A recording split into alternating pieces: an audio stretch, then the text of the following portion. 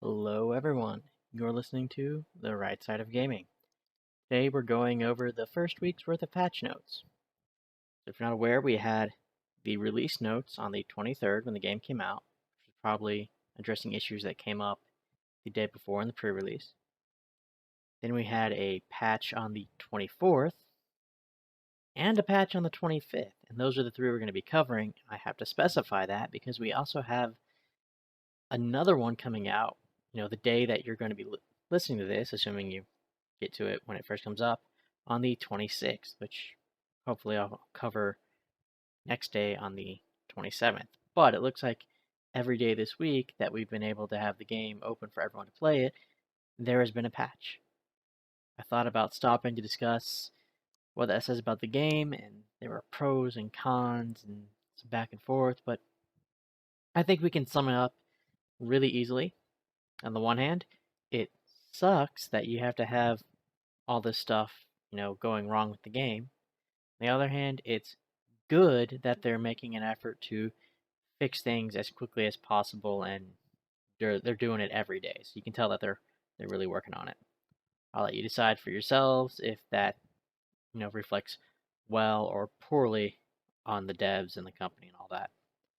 But that's where we stand at the moment.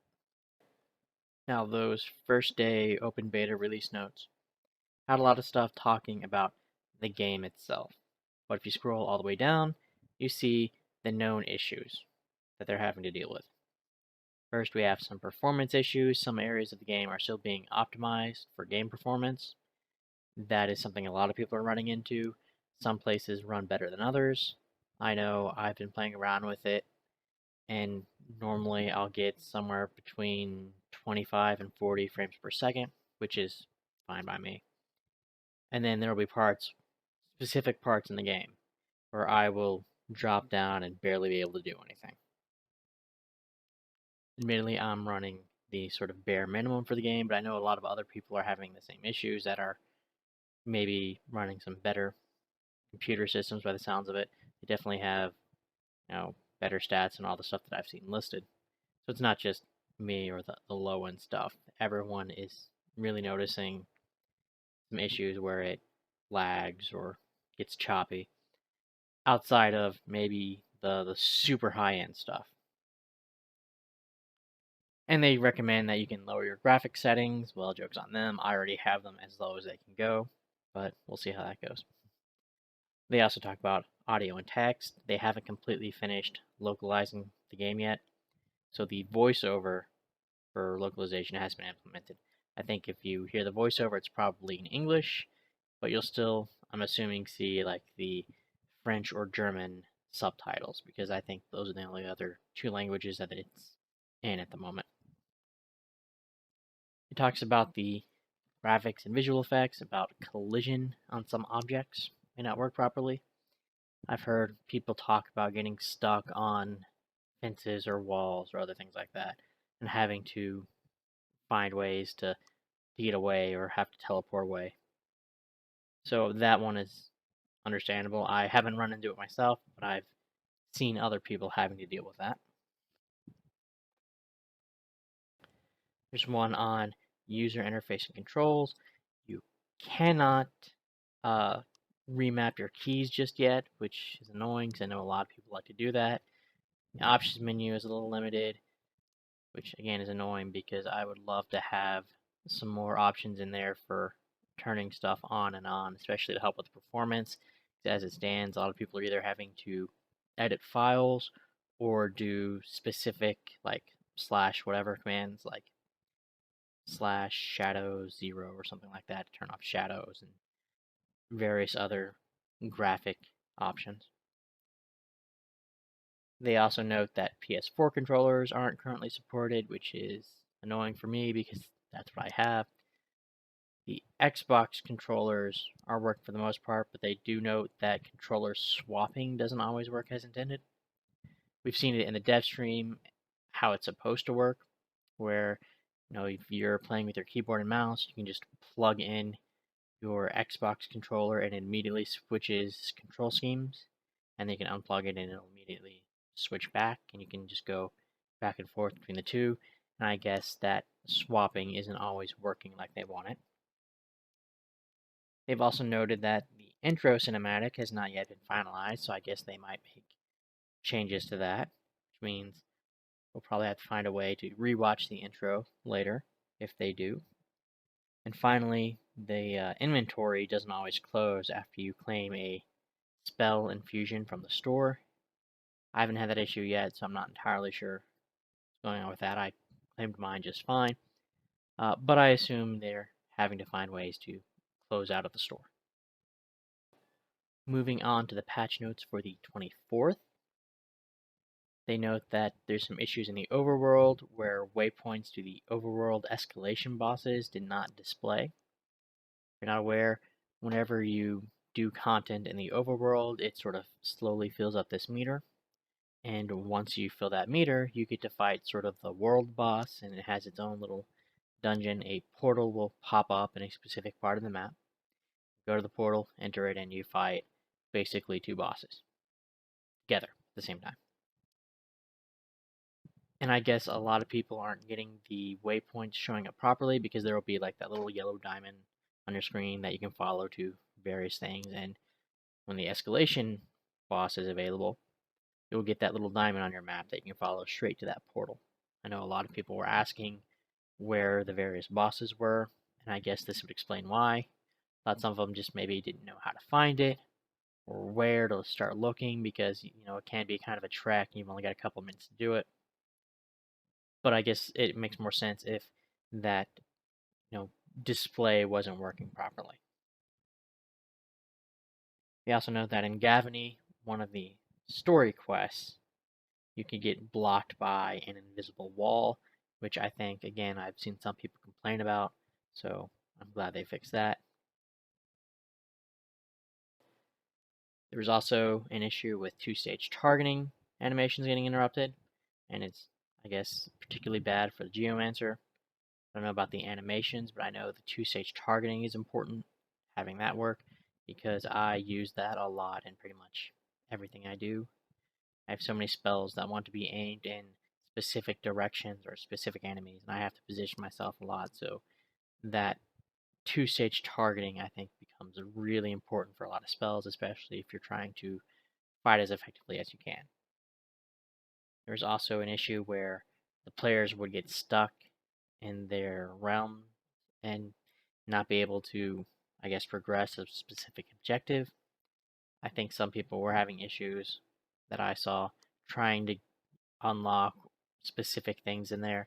I'm not entirely sure what, but I know there's a couple parts where you get taken back to your personal realm, and one of the NPCs tells you to try to unlock specific things in there. Finally, there were some issues with the client. They were missing some localization in specific parts of it for German and French. I'm sure they appreciate that because I know it's always a pain trying to figure out stuff that's not in a language I speak. And there was an issue where you couldn't buy Zen, their cash out currency, in game for Epic users. Which, whether you appreciate their monetization model or not, I can understand them wanting to make sure that you can actually spend money conveniently. Finally, our patch notes for the 25th. There were some client stability improvements and some server stability improvements, which I appreciate because I know I got kicked out of the game a couple times. It just lagged out or crashed on me or completely froze up. And I know some other people were having the same issues. They were saying they crashed out of the game. So, being able to play the game is a big part of playing the game. So I can appreciate that. There I had some system issues. So whenever you're going about fighting your various skirmishes and stuff in the overworld, occasionally you'll have mythic encounters appear, which is where you have sort of a boss battle that pops up and you can see it on your map. Maybe not necessarily your mini map, but you can see it on the actual map itself. There'll be like sort of this red ring, and that denotes that somewhere in there, doesn't tell you where exactly, but somewhere in that red ring, there will be a boss encounter. And it, just like the skirmishes, there will be sort of a little red outline, denoting the area where the battle takes place. And it's supposed to stay in that little red ring, but people would pull it out, which means, if someone else wanted to come and join or fight it, they wouldn't be able to because they would be searching into that sort of red area denoted on the map, but you've already pulled the boss encounter somewhere else entirely. Or sometimes they didn't even have to pull it. I ran into one without another player around that was definitely outside of its ring, and I have no idea how that happened. But it was absolutely the encounter because when you're close, it'll show sort of the name and the little modifiers for it up at the top of your screen. And it'll show everyone, like if someone else is fighting it, I will see the health bar going down, even if I'm not near it yet or engaged in it or inside that encounter ring. So now it's saying it will retreat back to their encounter area and reset if it's taken too far out. There's also an issue with Planeswalkers getting stuck in exile after PvP. I haven't PvP'd yet. I can't tell you much about that or anything really. The reward tables for the difficulties above normal have been fixed to give the appropriate rewards. That can always be concerning, because that usually means either A, people are playing higher level difficulties and not getting as much as they're supposed to. B, people are playing higher than normal difficulties and getting more than they're supposed to. And either way, someone's going to be upset about that. It's going to be one group or the other is going to be upset. So making sure everything is working appropriately there, probably a good idea. There's also an issue where Planeswalkers wouldn't be able to complete their realms objective on their second visit. I think that actually goes back to one of the previous bugs that they were talking about. But again, like I said, you go back to your realm a couple times and you're told by an NPC to unlock specific things, and you have to do that to sort of progress through the story. Finally, there were some UI issues that got fixed. This is one I saw a lot, and I'm surprised it wasn't done more just to troll the heck out of the other players. Whenever you look at your map, you can click on the various waypoints to teleport to them. You don't have to be at one of them to teleport to one of the others. You can teleport to them from wherever, either on that map or from a different map entirely. But if there was a player standing on it, then you would have like this blue dot that represents the player over it, and people were having trouble clicking on it to teleport to it. So I think it's kind of general etiquette, and if it's not, it should be. But I've noticed a lot of players, even if they don't really do much of anything, they'll at least step off the platform after they teleport, just so they're not blocking it for others. But it fixed an issue where players couldn't fast travel to a location if a planeswalker was on the platform, but apparently that only applies to mouse and keyboard. I don't know about the Xbox controller people, if maybe they either didn't have that problem or if it's not fixed for them. But at least some progress has been made there. But that's all we have for the patch notes that have already been released. You'll probably be hearing this after the patch on the 26th, but I'll try to cover what's in that on the 27th. But the 26th, we had to log out between, it started at 7 a.m. Pacific, so 7, 8, 9, 10, depending on where you are in the US, or change it appropriately if you're outside. And it was going to last for 2 hours. So in the US, morning on the 26th, we have another patch coming up.